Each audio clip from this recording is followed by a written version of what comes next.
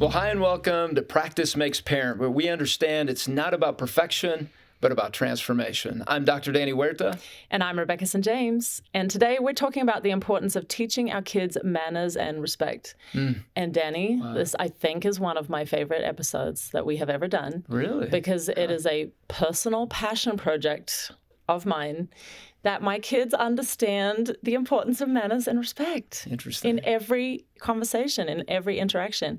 And it was so much a point of passion for me. Maybe about 5 years ago, I would say Gemma was about 5. And I was like, man, do I need to put this kid in like cotillion classes? Like, do I need to put her in manners classes? Yeah. Like, what do we need to do here? And then I have wrestled through to this idea of like, do I need to have my kids saying, yes, sir, yes, ma'am? I personally do not love yes, ma'am, because it makes me feel old. I don't know if other people feel that way, but I started being called ma'am when I was about 17 or 18, because living in the South in Tennessee, people would think I was a lot older in music than I was. And so other teenagers my age would say, yes, ma'am, to me. And I was like 18. I was like around their age. And I was like, this is so weird. I feel like I'm, 50. So I think I have this little block around, yes, ma'am. So we're not necessarily having them do that. But I did end up buying these manners boxes that had all these little games and like stories and things that would encourage manners. So this is a big deal. I love this episode. It's important that I have manners here, right? Yes. Rebecca, on our show with you. Yes. Otherwise, you might bring a box for me. I might bring a box for you, Danny. Yeah, if I feel like your manners are slipping. A trigger for me with yes, sir, yes, ma'am, because there's a good principle to it. Oh, yeah. But I've seen a lot of boys use this. This is, again, from a skewed private practice perspective, where there may be mental health issues or there are mental health issues. But they've used that in a manipulative way. They've learned that I can say, yes, sir, yes, ma'am, and all of a sudden I've gotten the immediate trust and respect from the person in front of me. And there's a theory of mine there where now I can penetrate and manipulate you to, I'll be this way, but then I'll do something completely different. I'm a different person on the other side. I've learned that if I show on the external that I look respectful, I can get away with a lot. Oh, my. And they've learned that, and I've seen that over and over again. And so whenever a young man comes to me and says, yes, sir, I look at them with caution. And I really want to see evidence of behaviors outside of that moment that would tell me that they do have that intent. And it's not a manipulative intent. It's interesting. It's maybe my own thing. We both have a little trauma around yes, sir, and yes, ma'am, it sounds like. Yeah, but they're good. I mean, essentially, these are good things. And if parents choose to encourage that within their home, this is a beautiful thing. But I think what you're saying, what I hear you saying, is it's more important about what's going on in the heart and the true character and the true sign of respect. Yes. And our guest would say that too, I'm sure.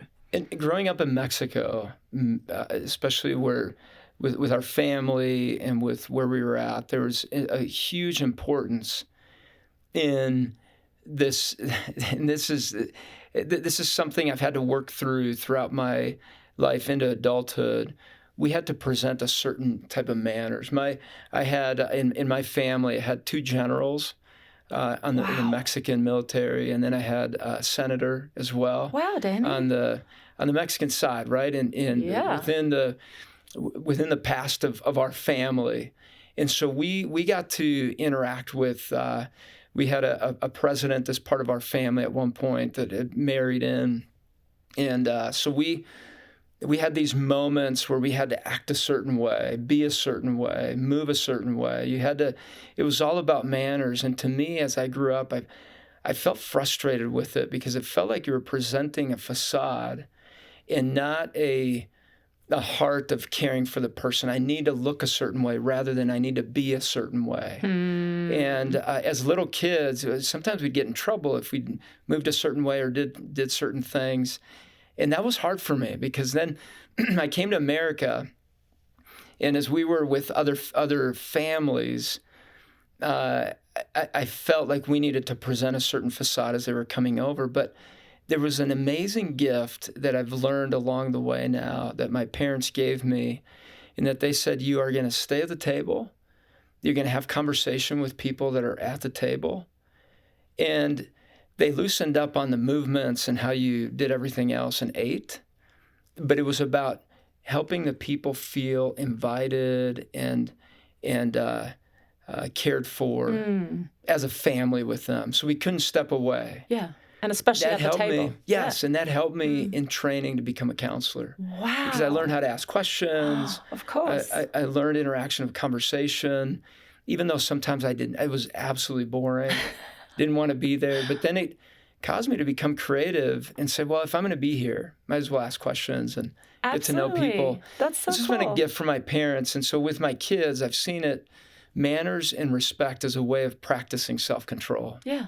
And character. Learning how to control self to develop character. You're totally right, Rebecca. I mean, it really is a way to help our kids learn how to manage who they are, their emotions, their impulses, all that, in order to show that the person in front of them is important to them, not to gain something from them. Yes. It's contributing to their experience rather than trying to get something from them. And so it's essential that we begin to teach our kids from an early age this idea of manners and respect and the why behind that. And it's so much more than just teaching them the right things to be doing, this set of rules. And it's really about cultivating a Christ-like attitude towards other people and loving them unconditionally. And if you'd like further information on this topic, focus on the family. We've developed an amazing resource for you. I've mentioned it other times on the show, and if you haven't signed up for it, make sure you do. It's mykidsage.com, and the link will be in the show notes. Make sure you check that out, and you'll receive content specific to the ages of your kids. That's awesome.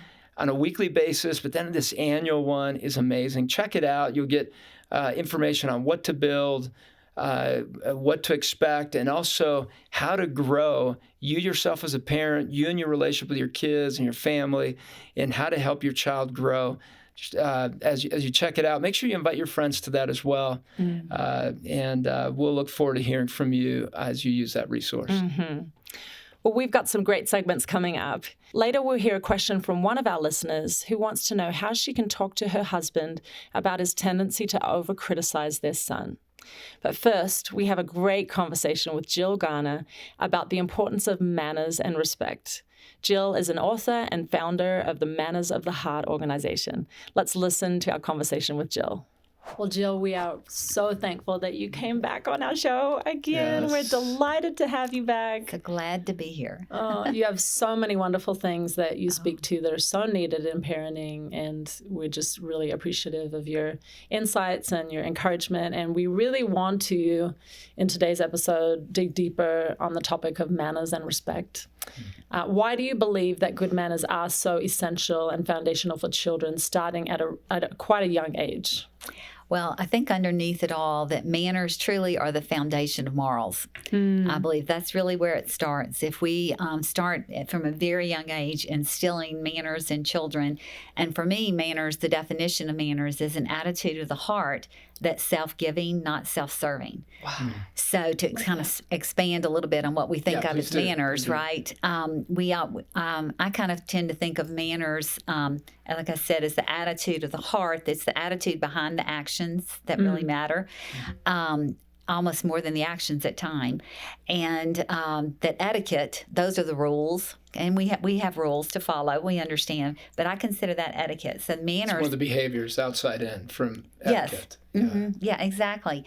And so when we begin to instill manners in children from a very young age, that truly will set in place a foundation for making wise moral decisions as they grow older. Can you give an example of what that would look like? I mean, you're talking about the heart and the development of that, because I think we can be familiar with the idea of saying please and thank you and having forks and knives in the right spots and the etiquette side of what you should do. But when you're talking about it from the heart, especially with young kids, to help them learn to have that impulse, especially on the please and thank yous and what manners looks like, help us walk through what that could look like in a day-to-day conversation with our kids. Wow, what a great question. Tough question. So I think where I would start with that is that with the youngest of children, part of this idea of manners is the attitude of the heart, that it really begins with something I refer to a lot about other-centeredness, of helping children always see outside themselves to see how their actions are going to affect others. So, for a very young child, for instance, if you're going to begin to teach them how to clean their room. You want to put a different reason for cleaning the room behind it if you're going to instill the attributes we're referring to. For instance, if a 3-year-old, we're going to learn to keep our rooms clean, and we're going to keep our shoes, in the bottom of the closet, or we're going to keep certain toys on the shelf. Well, we don't say, because your room will stay clean, or say your room won't be messy if you don't do it. The reason we give is so that no one comes in and trips over your things. Yeah. So when we give them these commands, these directives, we always add the reason behind it isn't for themselves or to make their life easier. Really, the motive behind it is because it makes others around them, makes things better for them. It's a relational choice. Yes. Wow. I remember growing up in Mexico, and my parents were really focused on this idea of partly more on the behavior side of being a certain way when guests were there, and knowing that that's out of wanting them to feel welcome, wanting them to feel connected is one thing. The other one could be, right, that we're trying to impress. Exactly. So it could be one or the other, and that's what you're talking about, the heart. What is the purpose of doing the manners? Is it to show people that they're important to you, in front of you? And I would imagine part of manners is teaching our kids how to listen to other people and help them feel known. Because from an early age, we long to feel known. Yes. And to stop ourselves and to listen to the other person is a big one. So how can a parent start teaching that at an early age? Let's say a 3, 4, 5-year-old to pause and listen to another person. Well, a lot of this begins, I think, with how we speak to our children. If we are listening to our children and not speaking over them, right, or even at times, ignoring them, but if we are listening to our children, it makes them much more prone to want to listen to us, of course, and to listen to others. And when we take this back down, the manners aspect to respect, because I do believe respect is the foundation of all manners, right? Yep. It all begins with respect. When we help, young children recognize that we're going to be respectful of adults, we're going to be respectful of others, in that we're going to listen to what others have to say before we respond, that we're going to listen to see what their needs are, and then our response is going to be, what do I have that how can I meet your need?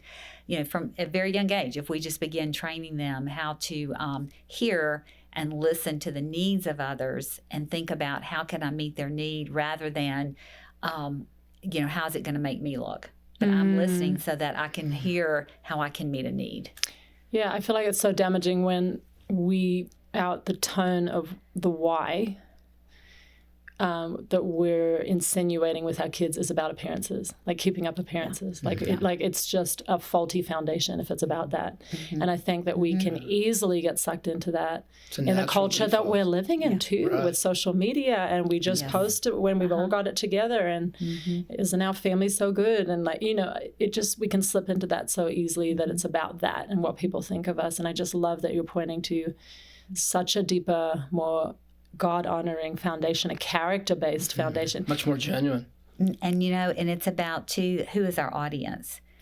Helping our children understand from the beginning who really is our audience, right? Our audience of one. It's not all of those folks looking at us. Our audience and who we're trying to, quote, impress. If we're trying to impress anyone, it's God. It's not the folks around us. Is there a scripture that you often point to with this teaching that lays a foundation for these ideas? One of the scriptures that I love is Deuteronomy 30, 15, 16, 19, 20 in there. And I'll just read it to you if I can. Yes.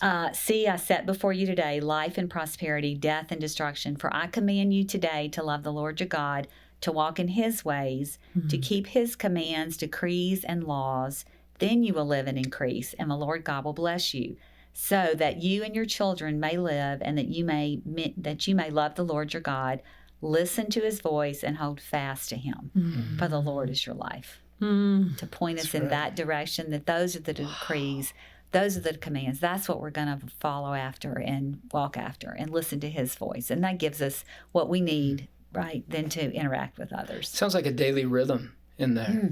Yeah. That it's talking about, right? A daily exposure to that grateful heart, to the heart that listens to God's voice and begins and to lives out of that. And lives out of that, yeah. And that's a tough thing to do as a parent, right? To number one, to be consistent. Yes. Because there's so many demands. And Yes. you have so many good intentions. Hey, we're going to start this, and we're going to do it from here forward. And I'm guilty of that, saying we're going to from here forward. This is what we're going to do. And about 2 weeks later, it's not there. We haven't done it. And so true. it sounds like manners becomes a part. This idea of character development and manners is a part of the culture of the home. That is built, and that's what you were just describing there. The infusion of that in the day to day. I love to use the word instill rather than teach, because we're really not. You don't teach. I don't believe you can teach rules of etiquette. You don't teach manners. You instill manners. You know, it's a subtle difference, and yet it's a huge difference. Yes. You know, we instill manners in a child's heart, kind of almost like a biblical worldview. Yes. Right. So that this is how they view the world. They view those around them through an others-centered perspective, so that my actions and my attitudes are going to be about how does that reflect on others. And as I said earlier, how can I meet the needs? And what a beautiful way to instill self-worth that we hear so much talk about, right, in the world today. What better way to instill a true godly self-worth in children than to help them constantly see from a young age, what do I have that I can contribute to others? How can I meet the needs of someone else? You know, rather than constantly looking for what somebody's going to do for me. And for some kids, the personalities are different on that, right? They're more naturally giving. And for some of those personalities, though, I would say maybe they need to be able to balance that out, where they're not here to meet everyone's needs. Well, true. And then there's some that you're absolutely right. They're leaders, but then they're looking for the accumulation of likes and accolades. And I did what was right, and I pleased my parents, and I pleased these people, and it's all about making people happy. And so knowing each of our kids and how they're entering that space to help them learn how to connect in a way that's actually loving. Because sometimes it's out of that anxiety of I need to meet your needs, and I need to make you happy. Because I feel anxiety if you're not. And there's a few of those kids. But with that early teaching, what I love what you're saying in this, Jill, is that it's when you're talking to your kids, it's about helping them see another person, like see who they are, what they're about, and how you can serve them. Right, so be a person of service, and so that's Jesus's heart. I mean, that's straight. That's what he said. He said, "I didn't come here to be served, but to serve others." And so, let's say a young child that is 5, 6, 7, and feels that sense of insecurity. How do we help them enter that with confidence? That place of being able to serve someone else when they don't feel like they're really enough around their peers and other people. Well, one thing I think, of course, is going to come back down to the relationship between the child and the parent. And I think modeling and role playing, sometimes sometimes we kind of dismiss that sometimes, but I think it's critically important, especially when you're trying to prepare your child, to interact with other adults. I don't think we should downplay the importance of role play. It's a great idea. Here we're going to meet, and especially when you're getting ready to go to be in a public place where they're going to be in that position. you know, to actually role play and say, okay, we're going to play here. And, you know, I'm going to be Mrs. So-and-so and you're going to be, and here's how this is going to work. You know, I think the role play is an important piece. Definitely. I love that idea. Thank you for that tool and that reminder of that tool, especially in the car on the way to somebody's house or an event. That's a great idea. How can parents encourage good manners without relying solely on correction, some form of, you know, punishment or discipline if they're not? Like, what's an affirmative way that we can do that? Well, I love that question, an affirmative way, because if you think about it for a moment, if we are trying to instill manners in a child and cultivate this other-centeredness perspective in their hearts, you really cannot do it really with punishment. Punishment actually becomes counterintuitive in a sense and really counterproductive. Because, I mean, think about scolding a child for not being nice, you know, scolding a child, right, for not being kind. You know, I mean, think of how a child would process that. Danny, you know that better than I do. You know, how a child would process that. That they really couldn't. They couldn't make sense of that, you know. And so looking for those affirmative ways, you know, to instill this in children. So for me, it's the thing I talk a lot about persuasive pressure. And that comes from Scripture, from Proverbs, that we are to use wise words of wisdom with gentleness and respect. And so, especially when it comes to instilling manners and respect in a child. So it's that constant, yes, I know it's very hard to do, and we all get lackadaisical about it, but it's that constant and persistent, both consistent discipline and persistent reminding, where it really is as simple. If you are trying to instill yes, sir, and no, sir, for instance, and please don't think that's just a Southern thing. Believe me, I travel enough around the country to know how people look at that, and I always beg, this is not meant to be, never was meant to be a Southern thing. Instilling yes, sir, and no, sir, especially in this context that we're referring, that really is the first opportunity a parent has to instill respect in a child and to teach them the difference in authority and the difference in parent and child, you know, relationships. But if, for instance, that's what you're working on, now that everyone is going to do it regardless of where you might live in the country, I'm hoping that you've heard that. Montana to Maine. Hoping that you've heard that, yes, and everywhere in between. Right? But if you're working on that, it's just that very persistent. Oops, what do we say? Or when they say, yeah, oops, was that a yes, sir? Oops, did you mean a yes, ma'am? It really, and you do it with gentleness and respect, wise words given with gentleness and respect, but it's that persistence, that constant, like the drippy faucet, but that constant persistence that will pay off. It truly will pay off. It will pay off because punishment doesn't work. It does not work. It's counterproductive. Absolutely. What part does gratitude play in respectful behavior towards other people? Does it play a part? Big one, huh? I think it plays a tremendous part. In this whole how do we encourage it? In this whole discussion. So, you know, if we are trying to teach our children how to be grateful, then really, to me, where it begins is that they're receiving less, and we give those opportunities to give more. So, for instance, if we want to instill gratitude in young children, then we give them those opportunities to give away. I've mentioned often my hang up about treats. You know, when we allow our kids to have a treat, if we're out somewhere and running errands or whatever, you know, we're going to let them have a treat.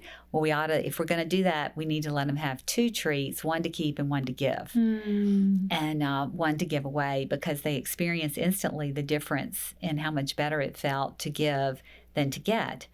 And when we give them more and more opportunities to give to others, that naturally builds in a sense of gratitude, because they're appreciative for what they have, because it gives them an opportunity to give to someone else.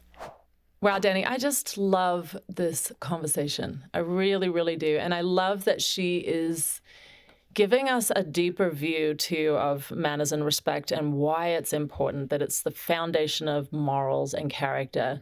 And you know what? When we think about that, the greatest commandments are to love the Lord your God with all your heart, soul, mind, and strength, and then love your neighbor, love people. If those 2 things are the greatest things that we can focus on in our lives, then this principle of respectfully loving the people around us and having kindness and having consideration.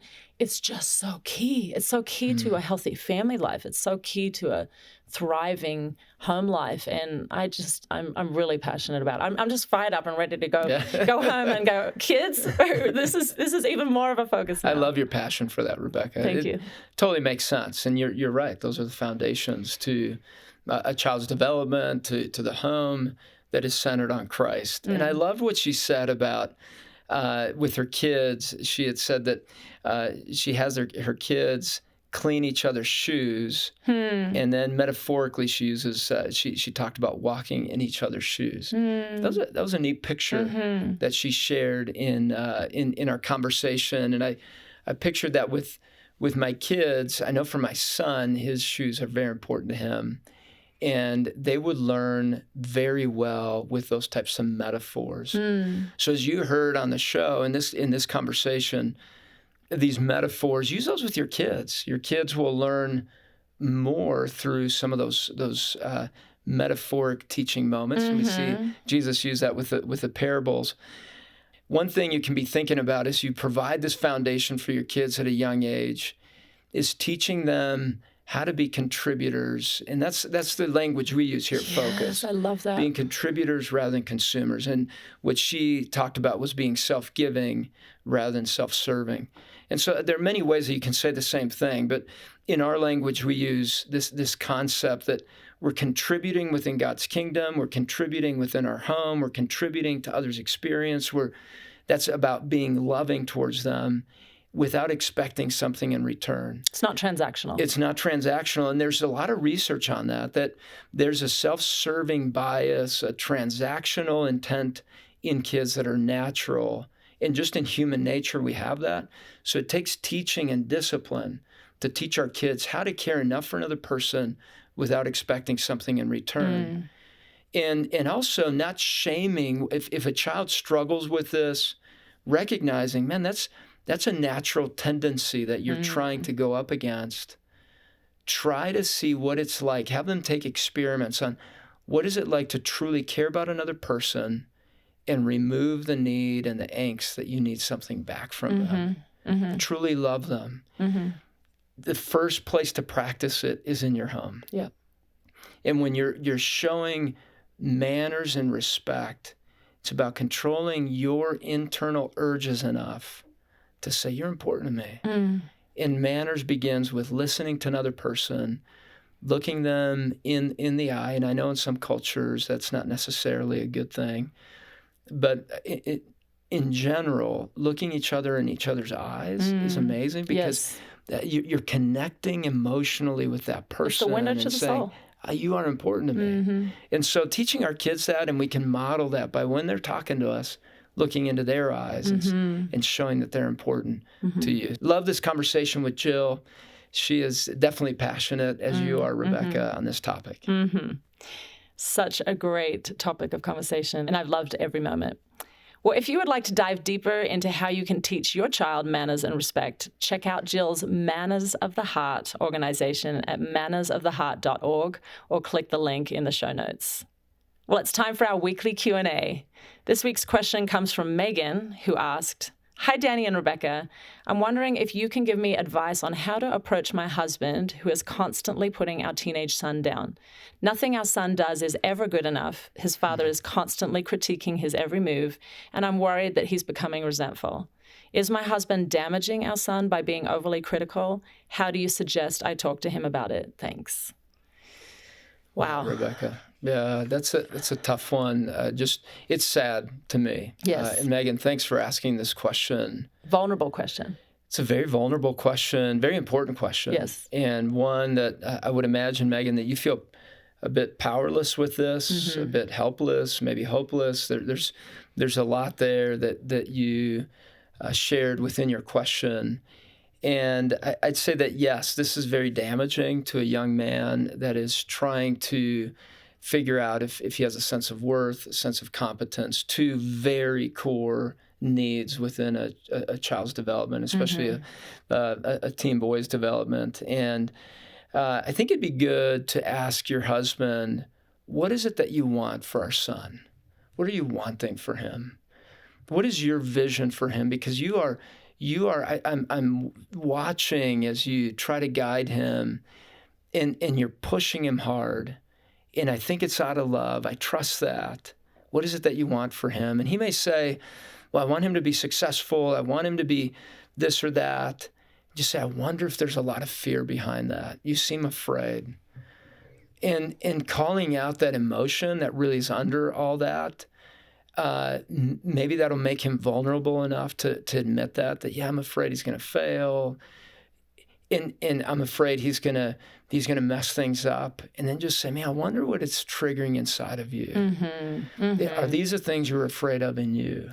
That was the thought that I had, Danny, that there's potentially shame in this husband. Yeah. Yes. And so when he's calling out some of these qualities in his son that he's not approving of, there's so much shame inside of him that it kind of naturally comes out in his relationship with his son. There's something triggering him with his son. And so I think it might be a good idea, too, for Megan to just ask her husband, is there shame in you? Yes. That is calling out this, in our son, and that even if your heart maybe is to toughen him up or call him higher, is this really being effective with him, or is it doing more damage? Asking some of these questions. Megan, recognize if you come in with those words, know that if he perceives it as criticism, he may shut down. Right. He may become reactive. So maybe starting off with validation would be a good thing to do. I really trust that you want the best for our son, or I know you want the best for our son, and you're wanting big things for him. I wonder, and maybe go into that word, I wonder if this is bringing up some of the shame that you've got inside, or I wonder if there's another way that you could be bringing this gift to our son, because right now the momentum of your words is destroying him. Mm-hmm. And I know that you want to build in him, and your words can be so important and powerful to our son's self-confidence. And self-confidence is what helps a person do things well and continue to grow. You have so much to offer our son. I'd hate for him to miss it. It's good. By shutting down, because what I'm seeing right now is a lot of fear and anxiety. Yeah. And I don't think the message is coming across. Now, I realize that if there's this type of reactiveness and shame, Megan, it may be hard for you to bring this up with your husband.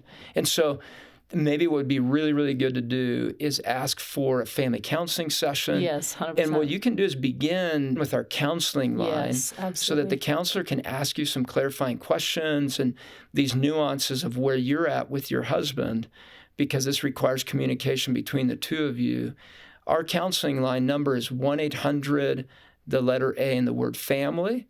If you want the numbers, it's 1-800-232-6459. And you can speak with one of the counselors. It's absolutely free. It's a consultation call. And we'll have the phone number in the show notes as well for you. Mm-hmm.